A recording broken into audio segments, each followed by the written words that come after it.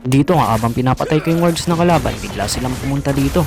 Kaya yun, trinay kong tumakas. Kaya lang bigla nila akong napatay dito. Tapos inimutan pa ako. Sige lang, hintayin mo yung ganti ko.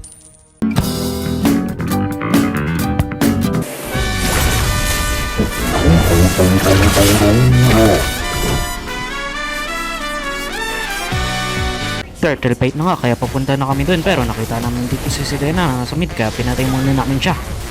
Isa din to sa pumatay sa akin kanina, kaya inimutan ko siya. Tapos pagdating namin dito sa turtle, may nagka-clash na agad.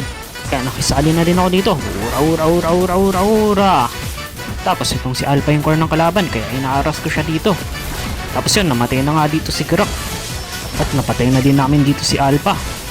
Dumating dito yung dragon at nandito na din si Selena, nabuhay na din siya agad. Kaya ayun, tinarget muna ulit namin siya at nagpahinga muna namin siya ng saglit ulit. Tapos ito yung nag-emote sa akin talaga kanina, natatandaan ko. Tara dito, pa-emote ka pa sa akin kanina. Emote at TP ka sa akin ngayon. TP. Nakita ko dito si Selena, nasa mid, kaya tinarget ko ulit siya. Aura. Hindi ka na makatakas Selena, tanggapin mo na ngayong kapalaran na matitigilan kita. Dito binibait ko sila sa Lord at inahampas-hampas yan. At yun, lumabas na sila. Huli kayo sa akin. Ura. Tapos ayun, hinuli nga sila dito ni Ruby. Tapos nasikran kami ng kalaban. Kaya namatay dito yung mage namin, pero hindi pa tapos ang laban dito. Dumating nga dito si Lucas at pinagbabakbaan niya yung mga kalaban. Tapos napatay niya si Alpha. Tapos tinarget ako dito ni Muzong, pero hindi niya pa ako napatay. Kaya sinubukan ko dito bumalik sa labanan, pero doon ako napatay. Tapos nakipagbakbakan na kayo mga kasama ko, tribute yung labanan. Tapos pumasok dito si Muzong.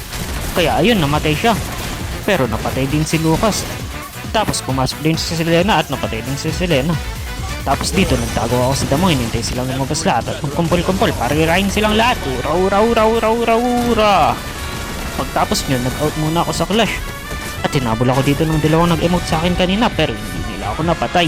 Tapos bumalik sila sa clash, kaya ako babalik na rin ako sa clash. Pero nung pabalik pa lang ako, pinagpapatay na sila dito ni Lonox. Ang lakas nga dito ni Lonox, naka-triple kill na, tapos naka-maniac shot na ito ngayon ulit. Pangalawang beses niya na ito naka-maniac dito sa laro na to.